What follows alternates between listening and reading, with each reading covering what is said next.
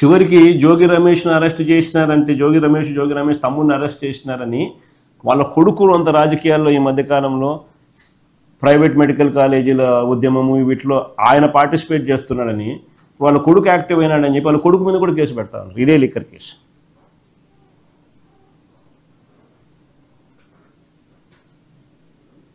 ఆ పిల్లోనికి మొన్న పెళ్ళి అయింది పాపం. ఏదో మీ వయసులో ఉంటాడు పిల్లోడు పాపం, యంగ్స్టర్, ఇంకా 30 ఏళ్ళు రాలా, 25, 26, 27 ఉంటే పాపం. ఆ పిల్లోని కూడా దీంట్లో తీసుకొస్తే కార్యక్రమం చేస్తూ ఉన్నారు. కేవలం మన ప్రైవేటీకరణకు వ్యతిరేకంగా ఆ పిల్లోడు వాళ్ళ నాయన ఆప్షన్స్లో ఆ పిల్లోడు కార్యక్రమాలు చేసినాడు,